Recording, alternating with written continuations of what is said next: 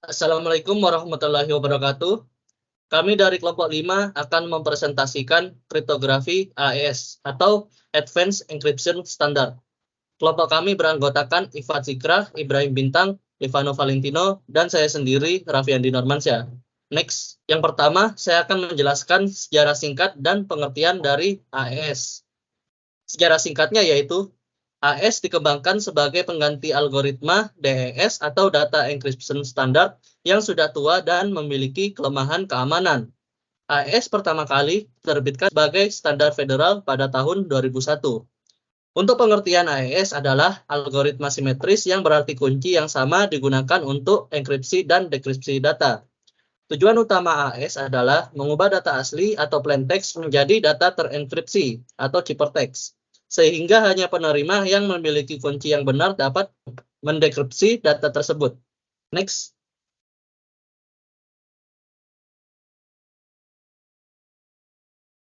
Next. Proses enkripsi AES. Yang pertama ada inisialisasi kunci atau key expansion. Kunci enkripsi awal misalnya secret key 123456 atau 128 bit digunakan untuk menghasilkan serangkaian subkunci yang akan digunakan dalam putaran enkripsi. Dan yang kedua, enkripsi atau putaran enkripsi. Enkripsi AES dilakukan dalam serangkaian putaran yang jumlahnya tergantung pada panjang kunci. Untuk kunci sepanjang 128 bit terdapat sebanyak 10 putaran. Yang ketiga, putaran pertama. Di putaran pertama ada 4 tahap. Yang pertama ada subbytes, yang kedua ada cipherose, yang ketiga ada mixed columns, dan yang terakhir ada add-run key. Dan yang keempat putaran berikutnya, putaran 2 hingga 9. Setiap putaran selanjutnya memiliki 4 operasi yang sama seperti putaran pertama, dengan subkunci yang berbeda untuk setiap putaran. Dan yang kelima, putaran terakhir, yaitu putaran 10. Putaran terakhir sama dengan putaran sebelumnya, kecuali tanpa operasi mixed column. Dan yang terakhir, yang keenam, yaitu hasil akhir. Setelah putaran akhir, blok ciphertext dihasilkan. Next. Oke, mungkin untuk untuk proses pengenkripsian kita menggunakan beberapa bantuan seperti table ASCII, kemudian ada table Xbox dan juga table Ercon. Next, di sini kami akan mencoba membuat mengenkripsi sebuah data, sebuah plain text yang berisikan informasi yaitu next. Devian Baim Ifat yang berasal dari nama kami dengan key-nya yaitu cryptography-esku. Next.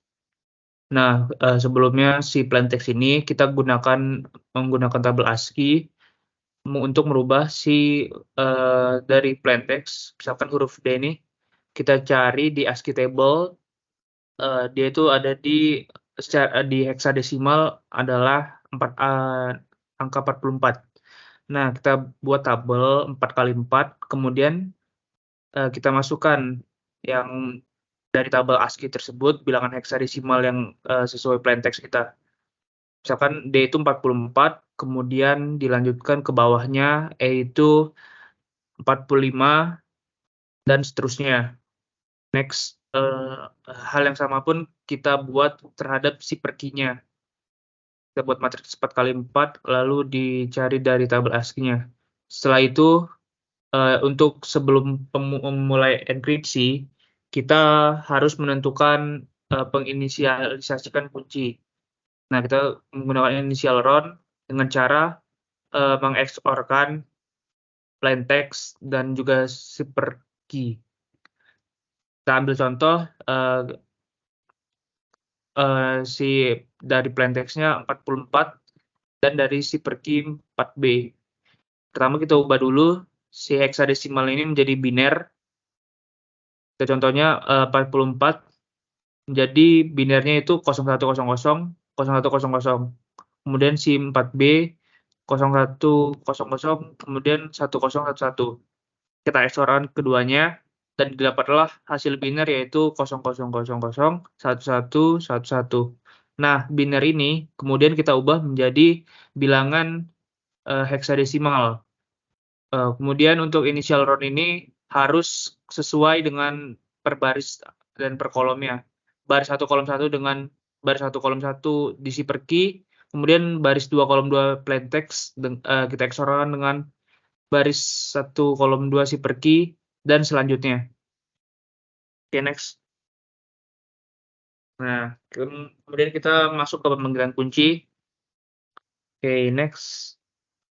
Jadi terdapat 10 round yang harus kita tentukan pembangkitan kuncinya. Dengan cara apa? Dengan cara untuk mengisi W1, kita ambil W-1, kemudian si W-1 tersebut kita geser ke bawah, seperti contoh berikut yang 45. 45 kita geser ke atas, jadi si 45 yang awalnya ada di baris pertama menjadi baris keempat, kemudian di 53 baris kedua menjadi baris pertama dan sama seperti yang lainnya. Kemudian si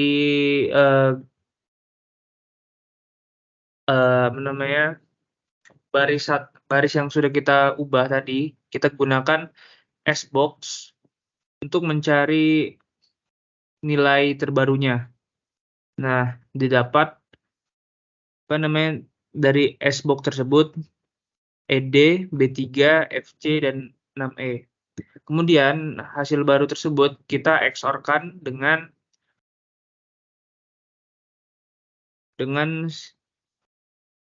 4B, 52, 49, dan 50. Oke, next. Dengan si WI-4. Nah, setelah dapat hasilnya, kemudian kita perlu menggunakan tabel RCON, kita XOR lagi. Next. Lalu didapatlah untuk pengisian W1 yaitu A7, E1, L5, dan 3E. Nah, ini seperti sebelumnya. Jadi dia itu kita ubah menjadi biner dulu. Ya, bilang hexa ini kita ubah menjadi biner, kemudian kita XOR-kan. Setelah dapat biner baru, kita kembalikan lagi menjadi heksadesimal. Next. Itu kan sudah terisi. Kita lakukan hal yang sama untuk baris W2, W3, dan W4. Nah, kemudian setelah kita sudah mendapatkan kunci untuk round 1, kita lakukan hal yang sama hingga round ke-10. Oke, next. Oke. Pertama kita akan menggunakan subbytes. Jadi subbytes itu misalkan ini 0F. Berarti 0F itu 0 untuk barisnya dan F itu untuk kolomnya. Jadi 0 itu di mana ya? 0 itu 63. Sebentar. Kesalahan. Nah, ya di sini. Nah, 0 itu 63. 0F di mana 0 dan F ketemuannya di sebentar ya, 76. Nah, ini masuk 76. Lalu ada seterusnya 17. 1 itu di ketemu 7 di titiknya itu adalah F0. Jadi ke bawah terus-terusan 1F jadi C0, D4 dan seterusnya. Oke, yang ketiga ada cifro. Cifro itu tinggal dipindah. Jadi yang baris pertama itu tidak dipindah. Yang kedua itu dipindah 1, yang ketiga dipindah 2, yang keempat dipindah 3. Jadi 76, 7C, 63, 6F jadi di depan semua. Jadi 76, 7C, 63, dan 6F ada yang biru ini ada di paling depan semua. Itu next, mix column. Nah, proses selanjutnya itu ada mix column. Jadi di mix column ini hasil dari cifro pada proses sebelumnya tuh dikaliin sama matriks yang udah ditentuin. Jadi matriksnya ini udah ketentuan dari sananya. Jadi perkaliannya ini kayak perkalian matrik biasa, baris dikali kolom. Bisa dilihat di bawah, itu ada 0,2 dikali 76, kemudian di XOR-kan 0,3 dikali 7C, terus di XOR-kan sama C63 sama 6F. Jadi kan nanti dapat hasil dari baris pertama dikali kolom pertama itu, maka keisilah di hasilnya tuh baris pertama kolom 1. Baris 1 kolom 1. Seperti itulah semua baris dan kolomnya bakal dikaliin dan dapatlah hasilnya mix kolom blok 1 seperti yang terlihat. Next.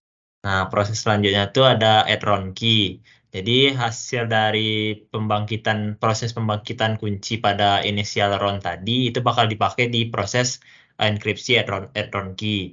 Di hasil sebelumnya itu bakal di XOR-kan dengan pembangkit kunci round 1. Jadi proses XOR-nya kayak yang tadi juga. Jadi bilangan hexa itu bakal diganti ke bilangan biner, kemudian di XOR-kan. Jadi setiap putaran ini pembangkitan kuncinya bakal berbeda karena kita tadi kan mencari pembangkitan kuncinya dari round 1 sampai round 10. Jadi setiap putaran enkripsinya itu pembangkitan kuncinya bakal berbeda setiap roundnya. Kemudian hasil dari round 1 ini bakal didapat seperti yang terlihat. Next. Nah, semua proses tadi itu bakal berulang sebanyak 9 kali, 10 kali.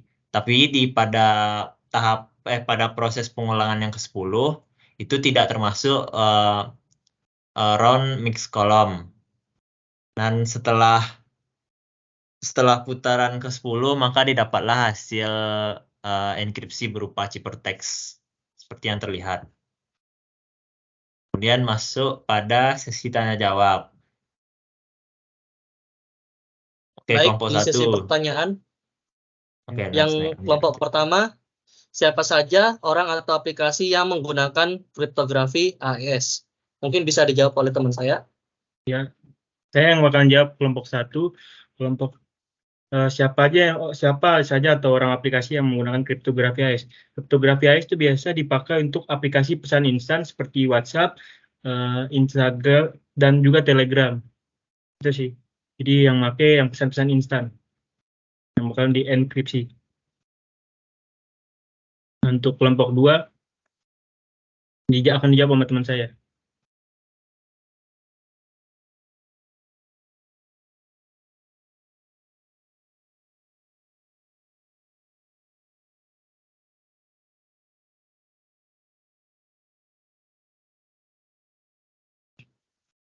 Tes. Ya, masuk. Silakan Oke, lanjut. masuk. Maaf, tadi mic-nya mati.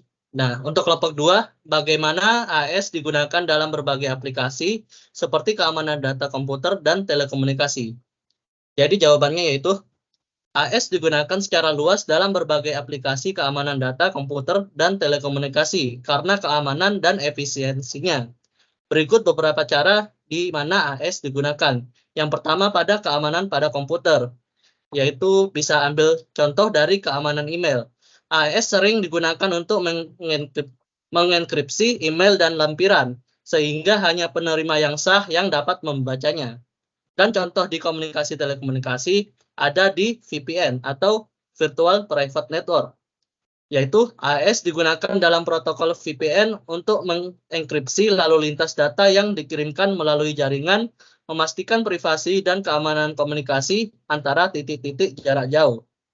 Mungkin next, kelompok 3. Apakah AES masih dipakai hingga sekarang dan apa contohnya jika ada? Apabila sudah tidak terpakai, kenapa alasannya? Mungkin bisa dijawab oleh kelompok saya, teman. Oke, mungkin untuk dari kelompok 3 ini, AES sampai sekarang masih digunakan. Alasannya karena keamanannya telah terbukti selama lebih dari 2 dekade dan algoritma ini tidak memiliki kerentanan serius yang diketahui sampai saat ini.